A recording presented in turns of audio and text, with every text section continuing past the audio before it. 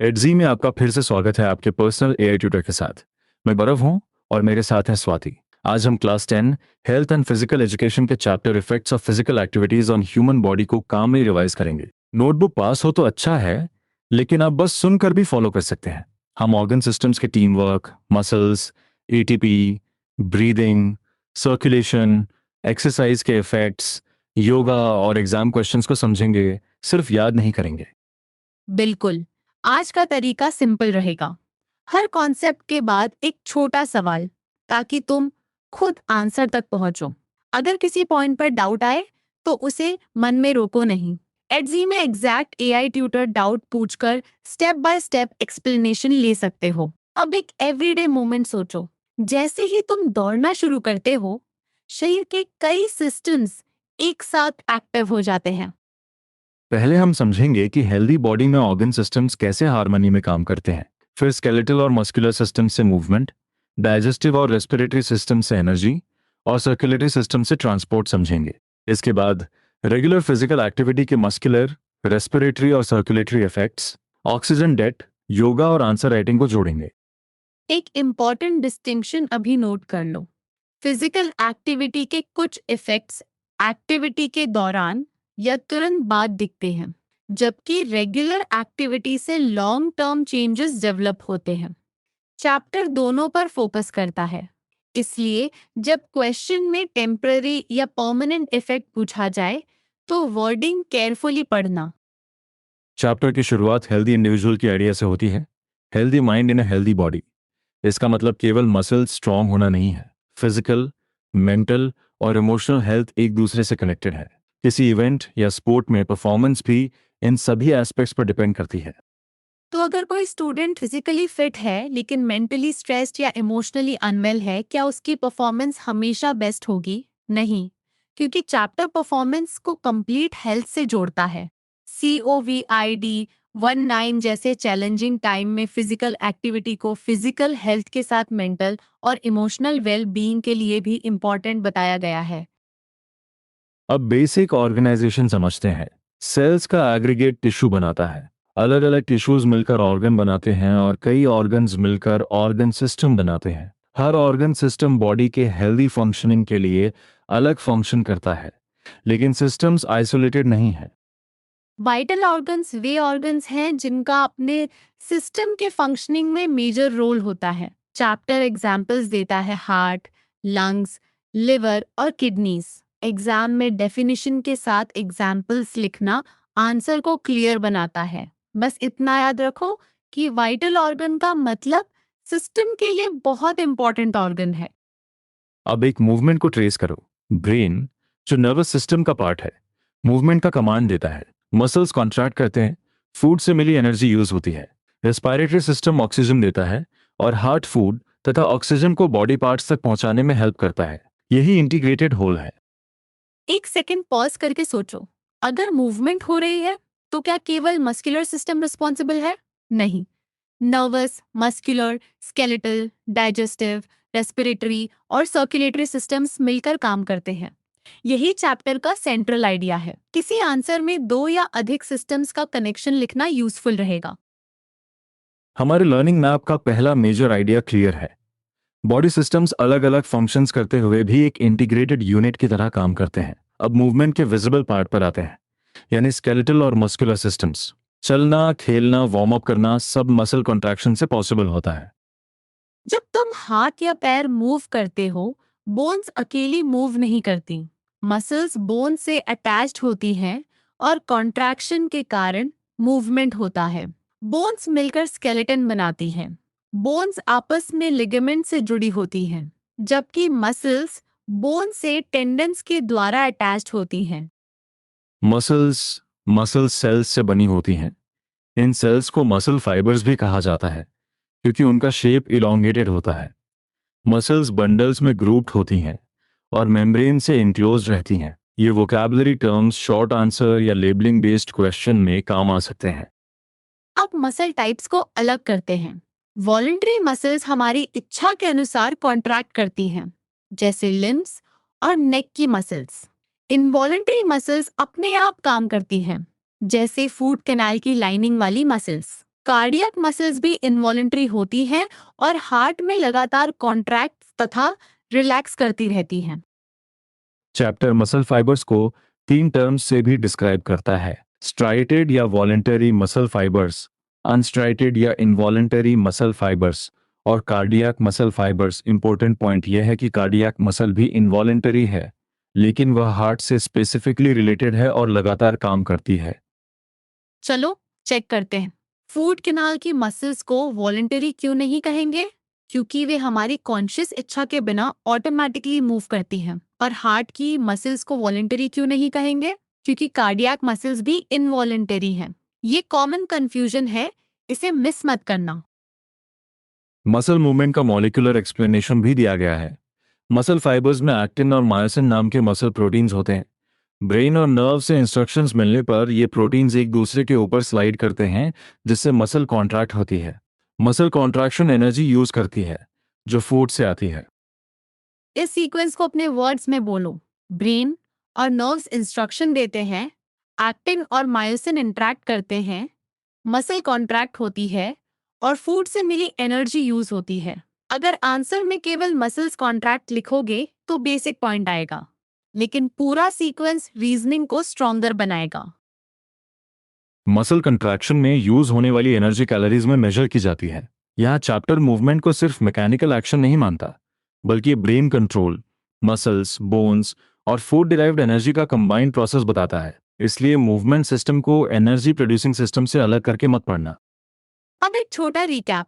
Bone skeleton बनाती हैं, ligaments bones को बोन से जोड़ते हैं, टेंडन्स मसल्स को बोन से जोड़ते हैं, मसल्स कॉन्ट्रैक्शन से मूवमेंट करती हैं, एक्टिन और मायोसिन कॉन्ट्रैक्शन में इन्वॉल्व हैं। ये 5 कीवर्ड्स एक साथ याद रहेंगे तो मूवमेंट वाला आंसर ऑर्गेनाइज्ड लिखा जाएगा। अब क्वेश्चन आता है, मसल कॉन्ट्रैक्शन के लिए एनर्जी कहाँ से आती है? डाइजेस्टिव सिस्टम फूड को डाइजेस्ट करके ऐसी फॉर्म में कन्वर्ट करता है जिसे सेल्स ब्रेक डाउन कर सके। रेस्पिरेटरी सिस्टम ऑक्सीजन की कंटिन्यूस सप्लाई देता है। सेल में ग्लूकोज और ऑक्सीजन की मदद से एटीपी रिलीज होता है। चैप्टर का रिएक्शन वर्ड्स में ऐसे समझो। डाइजेस्टेड फूड यानी ग्लूकोज ऑक्सीजन के साथ मिलकर कार्बन डाइऑक्साइड, वाटर और एटीपी बनाता है। एटीपी को एडेनोसिन ट्राइफॉस्फेट कहा जाता है और यह बायोलॉजिकल एनर्जी है। फॉर्मूला लिखते समय glucose, oxygen, carbon dioxide, water और एटीपी का ऑर्डर क्लियर रखना। यहाँ डाइजेस्टिव और रेस्पिरेटरी सिस्टम्स की रोल्स अलग हैं। डाइजेस्टिव सिस्टम फूड को यूजेबल फॉर्म में मिलता है। रेस्पिरेटरी सिस्टम ऑक्सीजन सप्लाई करता है और ऑक्सीडेशन के बाद में कार्बन डाइऑक्साइड को रिमूव करने में हेल्प करता है। सर्कुलेटरी सिस्टम न्यूट्रिएंट्स और ऑक्सीजन को सेल्स तक पहुंचाता है। एक सेकेंड सोचो, क्या फूड डाइजेस्ट होने से ही एनर्जी सीधे मसल तक पहुंच जाती है? चैप्टर के हिसाब से नहीं। डाइजेस्टेड फूड ब्लड के थ्रू सेल्स तक जाता है, ऑक्सीजन रेस्पिरेटरी सिस्टम से मिलता है और सेल्यूलर ऑक्सीडेशन से एटीपी रिलीज होता है। सिस्टम्स का कनेक्शन यहाँ फिर दिख रहा है। फिजिकल एक्टिविटी के दौरान मसल्स को एनर्जी की डिमांड बढ़ती है, इसलिए ऑक्सीजन की सप्लाई इंपॉर्टेंट हो जाती है। रेस्पिरेटरी और सर्कुलेटरी सिस्टम्स मसल्स तक ऑक्सीजन और न्यूट्रिएंट्स पहुंचाने में सपोर्ट करते हैं। अगर आंसर में एटीपी को बायोलॉजिकल एनर्जी और मसल कॉन्ट्रैक्शन से लिंक कर दो तो एक्सप्लेनेशन प्रिसाइज बनेगी। अब तक हम फर्स्ट मेजर आइडिया कवर कर चुके हैं। मूवमेंट और एनर्जी एक कनेक्टेड चेन है। ब्रेन कमांड देता है, मसल्स कॉन्ट्रैक्ट करती है, फूड से ग्लूकोज मिलता है, ऑक्सीजन सप्लाई होती है, एटीपी एनर्जी देता है और ब्लड ट्रांसपोर्ट करता है। इस चेन को पैसिव रीडिंग की जगह मेंटली ट्रेस करो। अब ब्रीदिंग मैकेनिज्म समझते हैं। ऑक्सीजन लेडन एयर का एटमॉस्फेयर से लंग्स में जाना इंस्पिरेशन या इनहेलेशन है। लंग्स से कार्बन डाइऑक्साइड लेडन एयर बाहर निकलना एक्सपिरेशन या एक्सहेलेशन है। इंस्पिरेशन और एक्सपिरेशन मिलकर ब्रीदिंग बनाते हैं। ये टर्म्स अक्सर डायरेक्टली पूछे जा सकते हैं। इनहेलेशन के समय रिब केज और डायफ्राम की मसल्स कॉन्ट्रैक्ट होकर फ्लैटन होती हैं। थोरैसिक कैविटी का वॉल्यूम बढ़ता है और बाहर की एयर अंदर रश करती है। एयर नॉस्ट्रल्स, फैरिंग्स, ट्रेकिया और ब्रोंकाई से होकर लंग्स तक पहुंचती है। सीक्वेंस को डायग्राम के साथ रिवाइज करना हेल्पफुल रहेगा। एक्सहेलेशन में रिवर्स प्रोसेस होता है। रिब केज और डायफ्राम की मसल्स रिलैक्स करती हैं। थोरैसिक कैविटी का वॉल्यूम घटता है और carbon dioxide laden air lungs से ब्रोंकी, ट्रेकिया और नॉस्ट्रल्स के रास्ते बाहर जाती है। यहाँ कॉन्ट्रैक्शन और रिलैक्सेशन का कॉन्ट्रास्ट आंसर में जरूर दिखाना। तुम्हारा आंसर क्या आ रहा है? इनहेलेशन में कैविटी का वॉल्यूम बढ़ता है या घटता है? सही आंसर है बढ़ता है। और एक्सहेलेशन में घटता है। वॉल्यूम चेंज को डायफ्राम मूवमेंट के साथ जोड़ो, क्योंकि केवल एयर अंदर या बाहर लिखना इनकम्प्लीट एक्सप्लेनेशन हो सकता है। ब्रीदिंग के बाद इंटरनल रेस्पिरेशन होती है। लंग्स के एल्वियोलाई यानी एयर सैक्स से ऑक्सीजन कैपिलरीज द्वारा पिकअप की जाती है और पल्मोनरी वेन के थ्रू हार्ट तक पहुंचती है। फिर ऑक्सीजन सेल्स तक जाती है, जहां वह ग्लूकोज को ऑक्सीडाइज करके एटीपी रिलीज करने में हेल्प करती है। यहाँ कॉमन मिस्टेक सुनो। ब्रीदिंग और इंटरनल रेस्पिरेशन को सेम मत लिखना। ब्रीदिंग में इंस्पिरेशन और एक्सपिरेशन आते हैं, यानी एयर का अंदर आना और बाहर जाना। इंटरनल रेस्पिरेशन में एल्वियोलाई से ऑक्सीजन का ब्लड और सेल्स तक पहुंचकर ग्लूकोज ऑक्सीडेशन में यूज होना शामिल है। एक्सरसाइज के समय ब्रीदिंग रेट बढ़ती है क्योंकि मसल्स को अधिक ऑक्सीजन चाहिए। रेस्पिरेटरी सिस्टम ऑक्सीजन इंटेक को सपोर्ट करता है और कार्बन डाइऑक्साइड रिमूवल भी करता है। यही वजह है कि फिजिकल एक्टिविटी को रेस्पिरेटरी हेल्थ और मसल परफॉर्मेंस दोनों से जोड़कर समझना चाहिए। एक क्विक रिकॉल। ऑक्सीजन लंग से ब्लड में किस स्ट्रक्चर के पास आती है? एल्वियोलाई या एयर सैक्स से? हार्ट तक ऑक्सीजनेटेड ब्लड किस वेन से पहुंचता है? पल्मोनरी वेन से। ये छोटा डिटेल है, लेकिन फ्लो बेस्ड क्वेश्चन में बहुत यूजफुल हो सकता है। अब सर्कुलेटरी सिस्टम पर आते हैं। ये न्यूट्रिएंट्स और ऑक्सीजन को बॉडी के सभी पार्ट्स तक सर्कुलेट करता है। ये कार्बन डाइऑक्साइड और दूसरे वेस्ट सब्सटेंसेस को लंग्स और किडनीज जैसे ऑर्गन्स तक रिमूवल के लिए ले जाता है। इसके अलावा हार्मोन्स और मिनरल्स का ट्रांसपोर्ट भी करता है। सर्कुलेटरी सिस्टम के मेन ऑर्गन्स और स्ट्रक्चर्स हैं हार्ट और ब्लड वेसल्स। ब्लड वेसल्स में आर्टरीज, वेन्स और कैपिलरीज आते हैं। हार्ट थोरैसिक कैविटी में दोनों लंग्स के बीच स्थित कोन शेप, मस्कुलर और 4 चेम्बर्ड ऑर्गन है। इसके चेम्बर्स राइट और लेफ्ट एट्रिया तथा वेंट्रिकल्स हैं। हार्ट के चेम्बर्स मस्कुलर पार्टीशंस यानी सेप्टा से सेपरेटेड होते हैं। ओपनिंग्स वाल्व्स से प्रोटेक्टेड होती हैं। Cardiac muscle cells continuously contract और रिलैक्स करके ब्लड पंप करती हैं। यह हार्ट बीट है। हार्ट की स्ट्रक्चर को याद करते समय चेम्बर्स, सेप्टा और वाल्व्स 3 कीवर्ड्स लिखना। अब ब्लड फ्लो का पहला पार्ट बोलो। बॉडी के सभी पार्ट से डीऑक्सीजनेटेड ब्लड वेन्स कलेक्ट करती हैं और राइट एट्रियम में लाती हैं। राइट एट्रियम से ब्लड राइट वेंट्रिकल में जाता है, फिर पल्मोनरी आर्टरी के थ्रू लंग्स तक पहुंचता है, जहां ऑक्सीजनेशन होती है। लंग से ऑक्सीजनेटेड ब्लड पल्मोनरी वेन द्वारा लेफ्ट एट्रियम में आता है। लेफ्ट एट्रियम से लेफ्ट वेंट्रिकल में जाता है। लेफ्ट वेंट्रिकल से एओर्टा निकलती है और ऑक्सीजनेटेड ब्लड आर्टरीज के थ्रू बॉडी के ऑर्गन्स तक पहुंचता है। इस डायरेक्शन को एरोस के साथ नोटबुक में बनाना बेस्ट रहेगा। एक फ्लो चेक। पल्मोनरी आर्टरी किस तरह का ब्लड लंग्स तक ले जाती है? Deoxygenated blood. पल्मोनरी वेन किस तरह का ब्लड हार्ट तक लाती है? Oxygenated blood. आर्टरी हमेशा ऑक्सीजनेटेड और वेन हमेशा डीऑक्सीजनेटेड होती है। ऐसा ब्लाइंडली मत मानना। पल्मोनरी वेसल्स इसका इम्पोर्टेंट एक्सेप्शन दिखाती हैं। ब्लड का रूट बॉडी से हार्ट, हार्ट से लंग्स, लंग्स से हार्ट और हार्ट से बॉडी है। एक कंप्लीट सर्किट में ब्लड हार्ट से 2 बार पास करता है, इसलिए इसे डबल सर्कुलेशन कहते हैं। हार्ट और लंग्स के बीच फ्लो पल्मोनरी सर्कुलेशन है और हार्ट तथा बॉडी पार्ट्स के बीच सिस्टमिक सर्कुलेशन। अब बिना देखे डबल सर्कुलेशन एक्सप्लेन करो। हिंट है body to heart, heart to lungs, lungs to heart, heart to body. अगर ब्लड हार्ट से 2 बार गुजरता है तो टर्म डबल सर्कुलेशन है। यही सीक्वेंस असेसमेंट में जस्टिफाई करने के लिए पर्याप्त बेस देता है। रेगुलर फिजिकल एक्सरसाइज सर्कुलेशन पर पॉजिटिव इफेक्ट डालती है। एक्टिविटी के दौरान मसल्स को न्यूट्रिएंट्स और ऑक्सीजन चाहिए, इसलिए हार्ट फास्टर रेट से पंप करता है और सर्कुलेशन टेम्परली स्पीड अप होती है। रेगुलर एक्सरसाइज से कुछ परमानेंट चेंजेस भी होते हैं, जिन्हें अब अलग अलग समझेंगे। सबसे पहले bones. Weight bearing exercise bone mass को प्रिजर्व करने में हेल्प करती है और बोन डिजेनरेशन, जिसे ऑस्टियोपोरोसिस कहा गया है, से प्रोटेक्शन देती है। एग्जाम में बोन इफेक्ट पूछे तो weight bearing exercise, bone mass और ऑस्टियोपोरोसिस तीनों को कनेक्ट करके लिखना।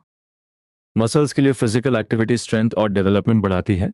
स्ट्रॉन्ग मसल्स बोन्स को इंजरी से प्रोटेक्ट करती हैं और जॉइंट्स को सपोर्ट करती हैं। वे स्टेबिलिटी, बैलेंस और कोऑर्डिनेशन इंप्रूव करती हैं। फिजिकल एक्टिविटी मसल्स की ब्लड सप्लाई और ऑक्सीजन यूज करने की कैपेसिटी भी बढ़ाती है। रेगुलर एक्टिविटी से मसल फाइबर्स के शेप और साइज में चेंज आता है। फाइबर्स एनलार्ज होती हैं, जिससे मसल्स ओवरऑल लार्जर हो सकती हैं। चैप्टर मसल टोन को भी एक्सप्लेन करता है। नर्व सिग्नल्स के कारण मसल्स पार्शियल कॉन्ट्रैक्शन की स्टेट में रहती हैं। इससे फिजिकल फिटनेस मेंटेन करने में हेल्प मिलती है। Physical activity total muscle proteins बढ़ाती है। ब्लड कैपिलरीज की नंबर भी बढ़ सकती है, जिससे मसल्स को ब्लड सप्लाई बेटर मिलती है। लिगामेंट्स और टेंडन्स अधिक एफिशिएंट होते हैं, जिससे मूवमेंट इंप्रूव होती है और स्ट्रेनस एक्टिविटी के स्ट्रेस को टॉलरेट करने की कैपेसिटी बढ़ती है। अब एक आंसर फ्रेम बनाओ। रेगुलर फिजिकल एक्टिविटी मसल्स को स्ट्रॉन्ग बनाती है, मसल फाइबर्स का साइज बढ़ाती है, मसल टोन मेंटेन करती है, कैपिलरीज और मसल प्रोटीन्स बढ़ाती है तथा लिगामेंट्स और टेंडन्स की एफिशिएंसी इंप्रूव करती है। इतने पॉइंट्स एक साथ मत ठूसो, क्वेश्चन के मार्क्स के हिसाब से चुनो। लॉन्ग टर्म में मसल स्ट्रेंथ इंक्रीज होती है। इससे कॉन्ट्रैक्शन की स्पीड इंप्रूव हो सकती है और मसल्स लोड के अगेंस्ट बेटर वर्क कर सकती हैं। चैप्टर मैराथन रनर और वेट लिफ्टर के एग्जाम्पल से स्पीड ऑफ कॉन्ट्रैक्शन और लोड हैंडलिंग का डिफरेंस समझाता है। मसल फटीग इंपॉर्टेंट है। लंबे समय तक मसल्स यूज होने पर ऑक्सीजन तेजी से यूज होती है और लैक्टिक एसिड अक्यूमुलेट होता है। इससे फटीग होती है। स्ट्रेचिंग जैसी फिजिकल एक्टिविटीज फटीग को डिले करने में इंपॉर्टेंट बताई गई हैं। यहाँ डिले का मतलब फटीग को पूरी तरह इम्पॉसिबल करना नहीं है। रेगुलर एक्टिविटी पोस्चर और बॉडी शेप में भी सपोर्ट करती है। फिजिकल एक्टिविटीज और योगिक एक्टिविटीज जैसे आसनास पोस्चर डिफॉर्मिटीज को प्रिवेंट करने में हेल्प करते हैं। हेल्दी मसल्स बॉडी को बेटर शेप देती हैं। मसल मूवमेंट्स की एफिशिएंसी और रिएक्शन टाइम भी रेगुलर एक्सरसाइज से इंप्रूव हो सकती है। रिएक्शन टाइम का अर्थ है स्टिमुलस मिलने के बाद रिएक्ट करने में लगने वाला टाइम। मसल्स नर्व्स के स्टिमुलस पर कॉन्ट्रैक्ट करती हैं और regular physical exercise reaction time improve कर सकती है। सेल्स की फूड स्टोरेज कैपेसिटी भी बढ़ सकती है, जिससे जरूरत के समय ऑक्सीडेशन के लिए एनर्जी अवेलेबल रहे। अब मस्कुलर और स्केलेटल इफेक्ट्स का रिकैप। बोन्स को सपोर्ट, मसल्स को स्ट्रेंथ, जॉइंट्स को प्रोटेक्शन, बैलेंस और कोऑर्डिनेशन में इंप्रूवमेंट, ब्लड सप्लाई और ऑक्सीजन यूज में इंक्रीज, मसल फटीग में डिले, पोस्चर में हेल्प और रिएक्शन टाइम में इंप्रूवमेंट। आंसर में बेनिफिट्स को सिस्टम वाइज ऑर्गेनाइज करना। अब रेस्पिरेटरी सिस्टम के लॉन्ग टर्म इफेक्ट्स देखते हैं। फिजिकल एक्टिविटी में ऑक्सीजन की डिमांड बढ़ती है, इसलिए लंग्स और चेस्ट को अधिक वर्क करना पड़ता है। रेगुलर एक्टिविटी लंग्स का साइज और चेस्ट का वॉल्यूम बढ़ाने में हेल्प कर सकती है। डायफ्राम और रिब मसल्स भी स्ट्रेंथन होती है। रेस्पिरेटरी एक्सरसाइजेज जैसे प्राणायाम और अनुलोम विलोम लंग पावर इंप्रूव करने में हेल्प करते हैं। एल्वियोलाई या एयर सैक्स की एफिशिएंसी भी इंप्रूव हो सकती है। एक्टिव इनहेलेशन इनएक्टिव एल्वियोलाई को एक्टिवेट करने में सपोर्ट करती है और रेसिडुअल वॉल्यूम, टाइडल एयर तथा वाइटल कैपेसिटी में चेंजेस ला सकती है। वोकैबुलरी केयरफुली सुनो। रेसिड्यूअल वॉल्यूम वह एयर है जो फोर्स्ड एक्सपिरेशन के बाद भी लंग्स में रह जाती है। टाइडल वॉल्यूम क्वाइट ब्रीदिंग में अंदर और बाहर आने वाली एयर है। आईआरवी टाइडल वॉल्यूम से ऊपर इनहेल्ड एयर है और ईआरवी टाइडल वॉल्यूम से ऊपर एक्सहेल्ड एयर है। वाइटल कैपेसिटी मैक्सिमम एफर्ट से इनहेल्ड और एक्सहेल्ड एयर की अमाउंट है। चैप्टर फॉर्मूला देता है vital capacity equals TV plus IRV plus ERV. Normal adult में यह लगभग 3500 से 4500 क्यूबिक सेंटीमीटर्स बताई गई है और रेगुलर एक्सरसाइज से 5500 क्यूबिक सेंटीमीटर्स तक जा सकती है। Quick check. अगर क्वेश्चन वाइटल कैपेसिटी की फॉर्मूला पूछे तो टीवी, आईआरवी और ईआरवी लिखना है। रेसिडुअल वॉल्यूम को फॉर्मूला में इंक्लूड मत करना, ये कॉमन मिस्टेक है क्योंकि रेसिडुअल एयर लंग्स में रहती जरूर है लेकिन दी गई वाइटल कैपेसिटी फॉर्मूला का हिस्सा नहीं है। अब ऑक्सीजन डेट समझते हैं। एक्सरसाइज के दौरान ऑक्सीजन तेजी से यूज होती है और ऑक्सीजन इनटेक कभी कभी रिक्वायरमेंट से कम पड़ जाती है। ये डिफरेंस ऑक्सीजन डेट कहलाता है। एक्सरसाइज के बाद रिकवरी पीरियड में अधिक ऑक्सीजन लेकर इस डेट को रिमूव किया जाता है। चैप्टर का एग्जाम्पल याद रखो। अगर एथलीट को 3 लीटर्स ऑक्सीजन चाहिए लेकिन 2 लीटर्स ही मिलती है तो 1 लीटर ऑक्सीजन डेट क्रिएट होती है। रिकवरी पीरियड में एक्स्ट्रा ऑक्सीजन लेकर ये डेट रिकवर होती है। यहाँ डेट कोई फाइनेंशियल टर्म नहीं, ऑक्सीजन रिक्वायरमेंट और इनटेक का डिफरेंस है। अब सर्कुलेटरी सिस्टम के इफेक्ट्स। एक्टिविटी के दौरान हार्ट फास्टर पंप करता है क्योंकि मसल्स को ऑक्सीजन और न्यूट्रिएंट्स चाहिए। रेगुलर एक्टिविटी से हार्ट का साइज, कार्डियक मसल की डेवलपमेंट, कैपेसिटी और वॉल थिकनेस बढ़ सकती है। इससे पंपिंग अधिक एफिशिएंट होती है। Regular physical activity unused capillaries को एक्टिव कर सकती है। ब्लड सेल्स की नंबर और हीमोग्लोबिन की अमाउंट में इंक्रीज भी ऑब्जर्व किया गया है। रेस्टिंग हार्ट रेट डिक्रीज हो सकती है क्योंकि एफिशिएंट एथलीट हार्ट कम बीट्स में भी बॉडी की रिक्वायरमेंट पूरी कर सकता है। स्ट्रोक वॉल्यूम का अर्थ है वन स्ट्रोक में आयोटा द्वारा पंप की गई ब्लड की क्वांटिटी। रेगुलर एक्टिविटी से हार्ट एफिशिएंसी बढ़ती है और स्ट्रोक वॉल्यूम इंक्रीज हो सकता है। चैप्टर रेस्टिंग हार्ट रेट को नॉर्मल कंडीशंस में 72 बीट्स पर मिनट बताता है, जबकि एथलीट का रेस्टिंग रेट लोअर हो सकता है। लिपोप्रोटीन्स में एलडीएल और एचडीएल टर्म्स भी दी गई हैं। एलडीएल को बैड कोलेस्ट्रॉल कहा गया है, जो हार्ट की ब्लड वेसल्स को एडवर्सली अफेक्ट कर सकता है। एचडीएल गुड कोलेस्ट्रॉल है, जो कोलेस्ट्रॉल रिमूव करने में हेल्प करता है। Regular physical activity less LDL और मोर एचडीएल से जुड़ी है। Regular physical exercise heart related elements और हाई ब्लड प्रेशर को प्रिवेंट करने में हेल्प कर सकती है। एग्जाम में सर्कुलेटरी इफेक्ट्स पूछे जाएं तो heart size, capillaries, resting heart rate, stroke volume, LDL और एचडीएल में से रेलेवेंट पॉइंट्स चुनकर लिखो। टेम्परेरी फास्टर पंपिंग और परमानेंट एडेप्टेशंस को अलग रखना। योगा का इफेक्ट भी चैप्टर का इम्पॉर्टेंट पार्ट है। योगिक प्रैक्टिस फिजिकल फिटनेस के साथ मेंटल वेलबींग सपोर्ट करती है। आसनास चेस्ट, एब्डोमेन और लंग्स की मसल्स को डेवलप और एक्टिव कर सकते हैं। रिब केज मसल्स रेस्पिरेशन में इन्वॉल्व्ड होती हैं, इसलिए आसन्स रेस्पिरेशन को इनडायरेक्टली इम्प्रूव कर सकते हैं। रेगुलर योग ब्लड सर्कुलेशन इंप्रूव करती है। सूर्य नमस्कार योगिक प्रैक्टिस का इंटीग्रल पार्ट है और ये ब्लड सर्कुलेशन इंप्रूव करने तथा लंग्स को स्ट्रॉन्ग बनाने में हेल्प करता है। इसलिए सेंटेंस कंप्लीशन क्वेश्चन में लिख सकते हो कि रेगुलर योगा रेस्पिरेटरी मसल्स और लंग्स को एक्टिव करके रेस्पिरेशन इंप्रूव करती है। अब असेसमेंट स्टाइल प्रैक्टिस। पहला, organ systems work in unison दिखाने के लिए मूवमेंट का एग्जाम्पल दो। दूसरा, एथलीट के मस्कुलर और रेस्पिरेटरी सिस्टम्स पर एक परमानेंट इफेक्ट लिखो। तीसरा, फिजिकल एक्टिविटी हेल्दी बॉडी और हेल्दी माइंड के लिए क्यों नेसेसरी है, 2 एग्जाम्पल्स के साथ एक्सप्लेन करो। पहले खुद आंसर सोचो। आंसर लिखते समय क्वेश्चन के डिमांड के अनुसार कीवर्ड्स दो। सर्कुलेटरी और रेस्पिरेटरी सिस्टम्स में 2-2 चेंजेस पूछे जाएं तो 4 डिस्टिंक्ट पॉइंट्स लिखो। योगा वाले आंसर में asanas, rib cage muscles, respiration, lungs और ब्लड सर्कुलेशन का कनेक्शन रखो। हेल्थ प्रोफाइल एक्टिविटी में फ्रेंड्स की एक्टिविटीज, ड्यूरेशन और मोटिवेशन नोट की जा सकती है। आज का फाइनल चैलेंज ये है, नोटबुक में बिना देखे एक फ्लो बनाओ।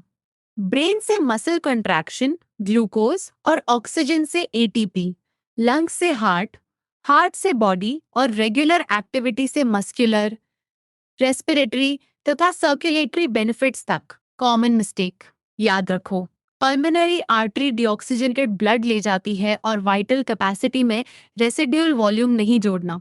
इस रिकैप को एडजी पर एक्टिव रिकॉल चैलेंज की तरह दोहराओ, फिर अपने वर्ड्स में किसी फ्रेंड को समझाओ। बहुत अच्छा काम किया और अगली रिवीजन में फिर मिलते हैं।